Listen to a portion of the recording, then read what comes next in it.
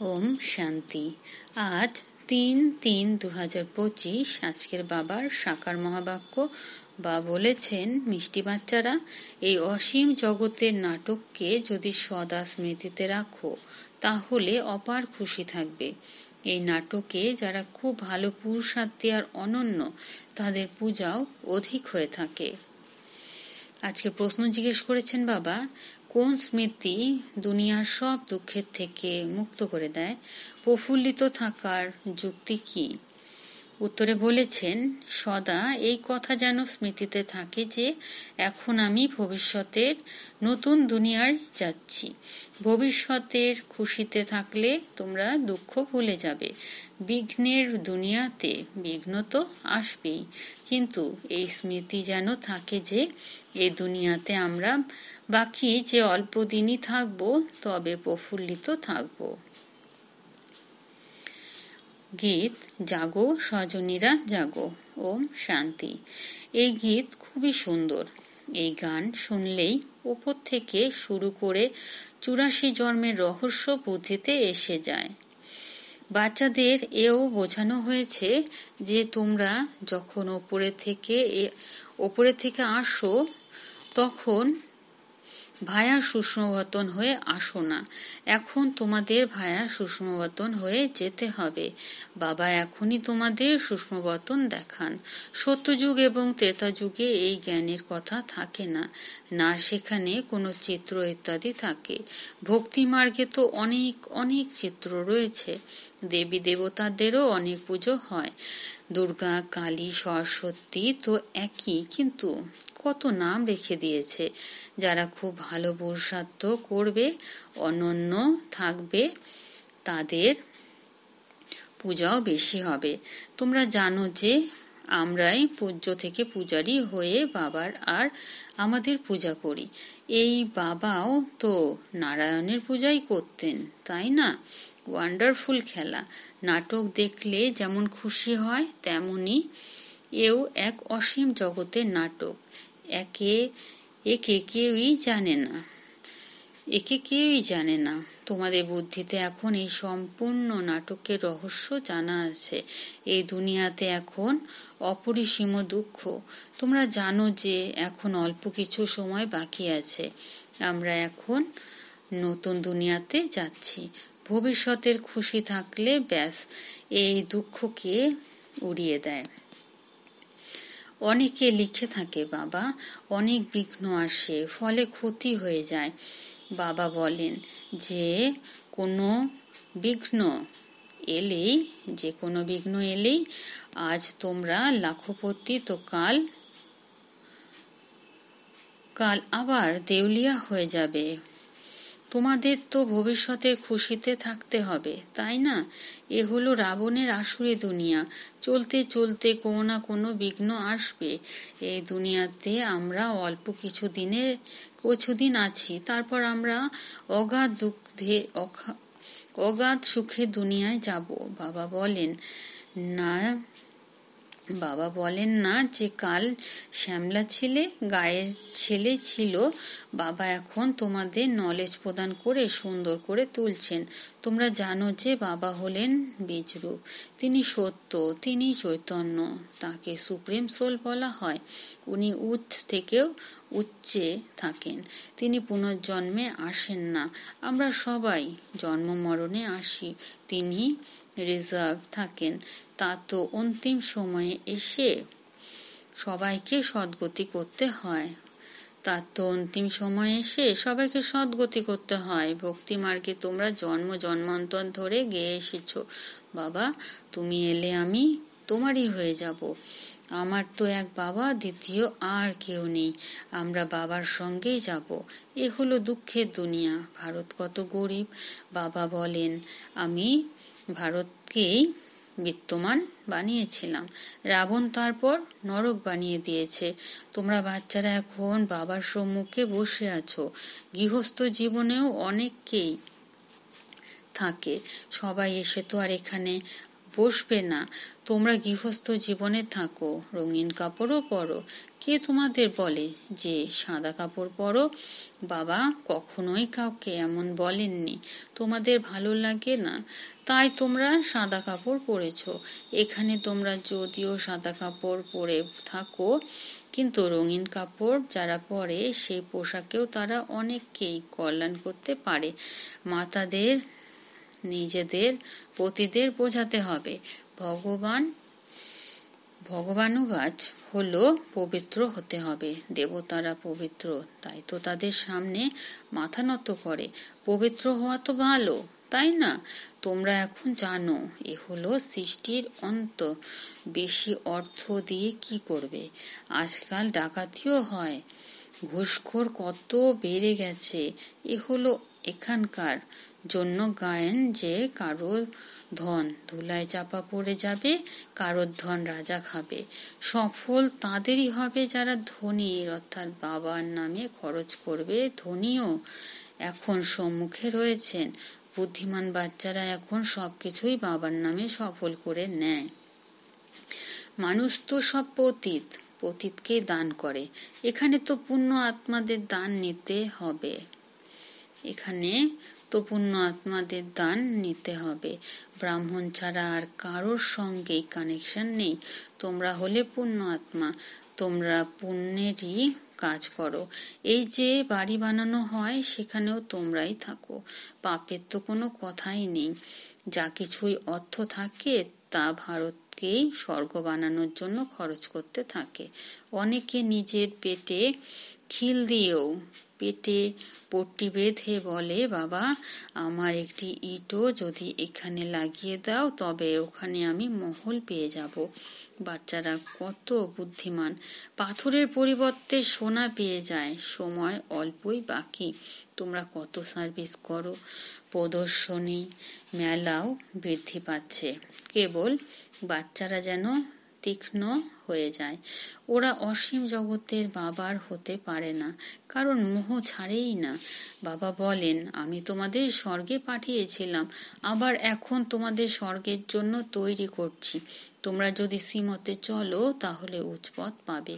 এই কথা আর কেউই বোঝাতে পারে না। এই সম্পূর্ণ সৃষ্টিচক্র তোমাদের বুদ্ধিতে আছে। মূল বতন, সূক্ষ্ম বতন আর স্থূল বতন। বাবা বলেন, বাচ্চারা সদর্শন চক্রধারী হও, অন্যদেরকেও বোঝাতে থাকো। এই কারবার দেখো কেমন অদ্ভুত, যে নিজেকে ধনবান স্বর্গের মালিক বানাতে হবে, অন্যদেরও বানাতে হবে। বুদ্ধিতে এই কথা থাকা উচিত যে কাউকে কিভাবে পথ বলে দিতে পারি। ড্রামা অনুসারে যা অতীত হয়ে গেছে তা হলো ড্রামা। সেকেন্ড বাই সেকেন্ড যা হয় তা আমরা সাক্ষী হয়ে দেখি। বাবা বাচ্চাদের দিব্য দৃষ্টির দ্বারা সাক্ষাৎকারও করান। পরের দিকেও তোমরা অনেক সাক্ষাৎকার করবে। মানুষ দুঃখে ত্রাহি ত্রাহি করতে থাকবে আর তোমরা খুশিতে হাততালি দিতে থাকবে। আমরা মানুষ থেকে দেবতা হই, তাই অবশ্যই নতুন দুনিয়ার প্রয়োজন। এর জন্যই এই বিনাশ উপস্থিত। এ তো ভালোই হলো, তাই না?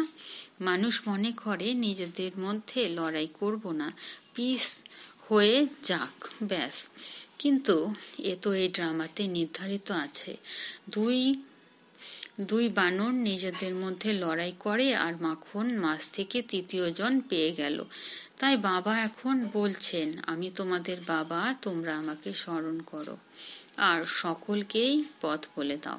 তোমাদের সাধারণভাবে থাকতে হবে আর সাধারণ খাবার খেতে হবে। কখনো কখনো তোমাদের খাতির যত্নও করা হয়। যে ভান্ডার থেকে খাও বলে যে বাবা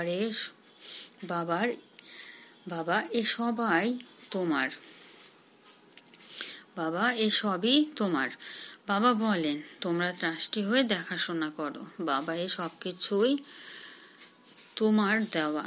ভক্তিমার্গে কেবল বলার জন্য বলে। এখন আমি তোমাদের বলছি, তোমরা ট্রাস্টি হও। এখন আমি তোমাদের সম্মুখে বসে আছি, আমিও ট্রাস্টি হয়ে তারপর তোমাদের ট্রাস্টি বানাই।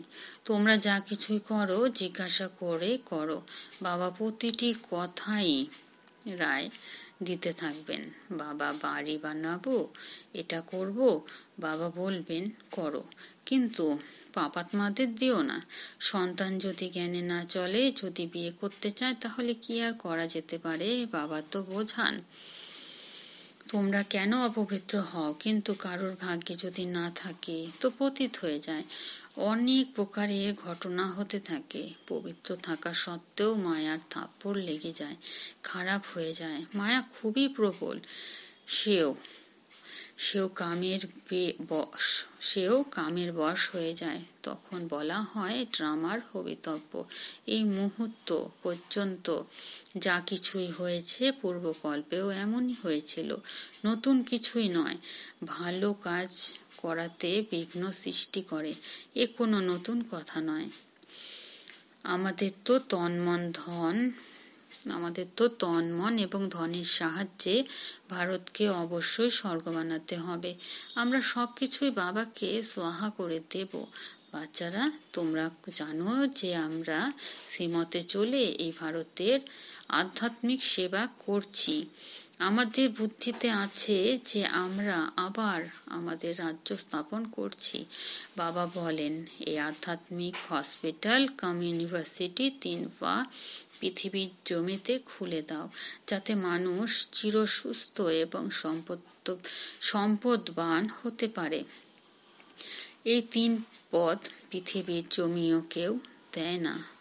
ওরা বলে যে ভিকেরা জাদু করবে, ভাই বোন বানিয়ে দেবে। তোমাদের জন্য এই ড্রামাতে খুব ভালো যুক্তি রাখা হয়েছে। ভাই বোন কখনোই কুদৃষ্টি রাখতে পারে না। আজকাল তো দুনিয়া এত নোংরা হয়ে গেছে যে সে কথা আর জিজ্ঞেস করো না। তাই বাবার যেমন দয়া হয়, বাচ্চারা তোমাদেরও তেমনই দয়া আসা উচিত। বাবা যেমন এই নরককে স্বর্গ বানাচ্ছেন, তেমনি তোমরা দয়ালু। বাচ্চাদেরও বাবার সাহায্যকারী হতে হবে। অর্থ থাকলে হসপিটাল কাম ইউনিভার্সিটি খুলতে থাকো। এতে বেশি খরচের তো কোনো কথাই নেই, কেবল চিত্র রেখে দাও। যে পূর্বকল্পে এই জ্ঞান গ্রহণ করেছিল তারই বুদ্ধির তালা খুলতে থাকবে, তারা আসতে থাকবে। কত বাচ্চা দূর দূর থেকে আসে এই পড়ার জন্য। বাবা এমনও দেখেছেন রাতে গ্রাম থেকে চলে আসে, তারপর ভোরবেলা সেন্টারে এসে ঝুলি ভরে নিয়ে যায়। আবার ঝুলি এমনও না হয় যা থেকে বেরিয়ে গেল, তারা তখন কি পথ পাবে? বাচ্চারা, তোমাদের তো খুবই খুশি হওয়া উচিত। অসীম জগতের বাবা আমাদের পড়ান। এই অসীম জগতের উত্তরাধিকার দেওয়ার জন্য এই জ্ঞান কত সহজ। বাবা বুঝতে পারেন যে সম্পূর্ণ পাথর বুদ্ধির, তাকে পরশ পাথর তুল্য বুদ্ধি বানাতে হবে। বাবা তো খুব খুশি থাকেন। এত গুপ্ত, তাই না? এই জ্ঞানও গুপ্ত। মামা বাবা তো লক্ষ্মীনারায়ণ হন, তাহলে আমরা কি কম হব নাকি? আমরাও এই সেবা করব, এই নেশাই থাকা উচিত। আমরা যোগ বলের দ্বারা এই রাজধানী স্থাপন করছি। এখন আমরা স্বর্গের মালিক হচ্ছি, সেখানে কিন্তু এই জ্ঞান থাকবে না। এই জ্ঞান কেবল এখানকার জন্য। আচ্ছা, মিষ্টি মিষ্টি হারনিধি বাচ্চাদের প্রতি মাতা পিতা বাপ দাদার স্মরণে স্নেহ সমানার সুপ্রভাত। আত্মাদের পিতা তার আত্মরূপী বাচ্চাদেরকে জানাচ্ছেন নমস্কার, আর আমরা আত্মরূপী বাচ্চারা আমাদের আত্মিক মাতা পিতা বাপ দাদাকে জানাচ্ছি আমাদের স্মরণে স্নেহ সমান সুপ্রভাতা নমস্কার। ধারণার জন্য মুখ্য সার 1, বুদ্ধিমান হয়ে নিজে সবকিছুই ধনীর অর্থাৎ বাবাকে নামে দিয়ে সফল করতে হবে। পতিতদের দান করবে না। ব্রাহ্মণ ছাড়া আর কারোর সঙ্গে কোনো কানেকশন রাখবে না। 2, বুদ্ধিরূপী ঝুলিতে এমন ছিদ্র যেন না হয় যাতে জ্ঞান বয়ে চলে যায়। অসীম জগতের বাবা অসীম জাগতিক উত্তরাধিকার দেওয়ার জন্য পড়াচ্ছেন। এই গুপ্ত খুশিতে থাকতে হবে, বাবার তুল্য দয়ালু হতে হবে। আজকের বরদান সম্পন্নতার দ্বারা সন্তুষ্টতার অনুভবকারী সদা হাসি খুশি বিজয়ী ভব। বিস্তারে বলেছেন, যে সর্ব খাজানা দিয়ে সম্পন্ন থাকে সেই সদা সন্তুষ্ট থাকে। সন্তুষ্টতা অর্থাৎ সম্পন্নতা। যেরকম বাবা হলেন সম্পূর্ণ, এই জন্য মহিমাতে সাগর শব্দটা বলা হয়। এইরকম তোমরা বাচ্চারাও মাস্টার সাগর অর্থাৎ সম্পন্ন হও, তো সদা খুশিতে নাচতে থাকবে। অন্তরে খুশি ছাড়া আর কিছু আসবে না। স্বয়ং সম্পন্ন হওয়ার কারণে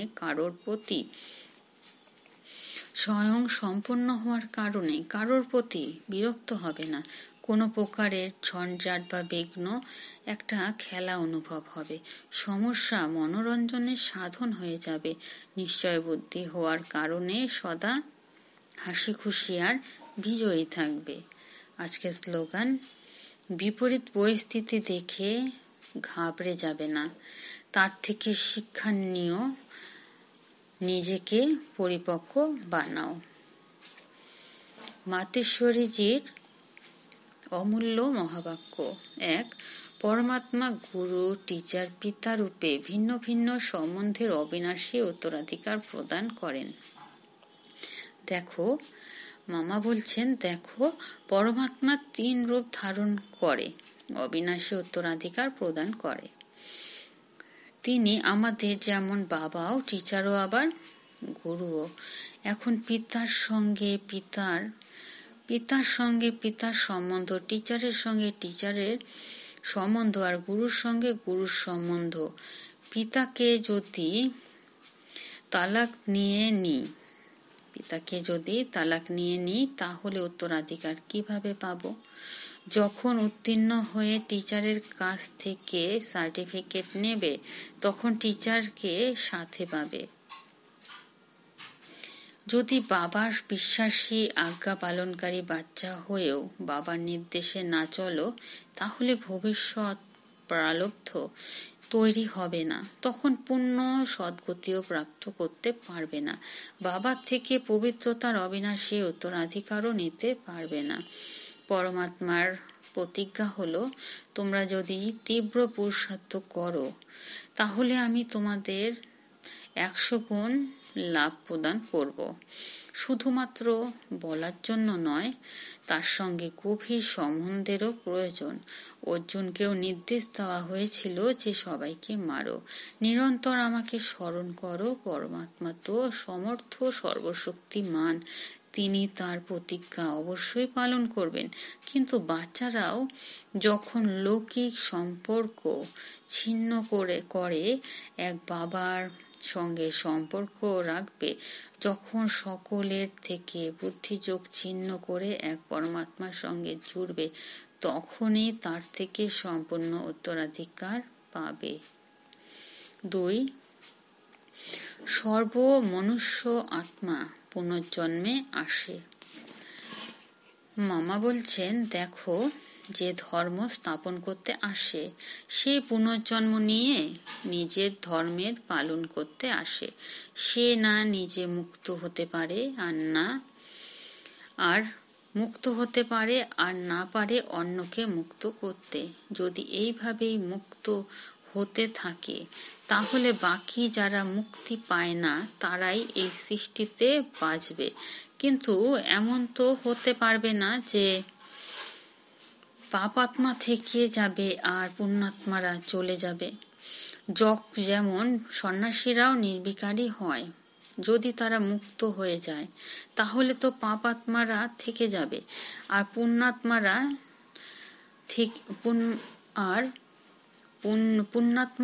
থেকে যাবে। তখন না সন্ন্যাসীদের বৃদ্ধি দেখা যাবে, আর না সৃষ্টি এইভাবে চলতে পারে।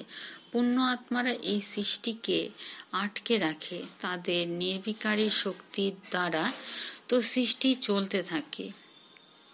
তা না হলে কামাগ্নিতে এই সৃষ্টি জ্বলে যাবে। তাই এই নিয়ম নেই যে মাঝখান থেকে কোনো আত্মা মুক্তি পদে চলে যাবে। বৃক্ষের একটি পাতাও যেমন বীজের মধ্যে থাকতে পারে না, গাছে জন্ম হলে যেমন বৃদ্ধি পায়, তারপর জরাজীর্ণ হয়ে যায়, তারপর আবার নতুন গাছের উৎপত্তি হয়, তেমনি যেই ধর্ম স্থাপন করতে আসে সে তার শিষ্যদের অবশ্যই পালনা করে। কিন্তু আমরা যাকে অবলম্বন করেছি অর্থাৎ পরমাত্মাকে অবলম্বন করেছি, তিনি যখন অনেক ধর্মের বিনাশ করেন তখন এক ধর্মের স্থাপন হয়। ইনি স্থাপনা, বিনাশ এবং পালনার কার্য করেন, আর ধর্মপিতারা কেবল স্থাপনার কার্য করেন, বিনাশের কার্য করেন না। বিনাশের কার্য করানো সে তো পরমাত্মার হাতে, তাই তাকে ত্রিমূর্তি বলা হয়। আচ্ছা, ওম শান্তি। অব্যক্ত ইশারা। সত্যতা আর সভ্যতা রূপী কালচারকে ধারণ করো। বাবা বলেছেন, জোশে এসে যদি কোনো সত্যকে প্রমাণ করতে হয়, তাহলে অবশ্যই তাতে কিছু না কিছু অসত্যতা সমাহিত আছে। কিছু কিছু বাচ্চার ভাষা হয়ে গেছে, আমি একদম সত্যি বলছি, 100% সত্যি বলছি, কিন্তু সত্যকে প্রমাণ করার প্রয়োজন নেই। সত্য এমনই এক সূর্য, যাকে লুকিয়ে রাখা যায় না।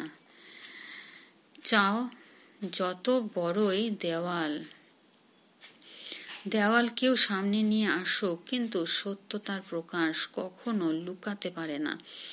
সভ্যতাপূর্বক বলো, সভ্যতাপূর্বক চলন, এতেই সফলতা হয়। আচ্ছা, ওম শান্তি।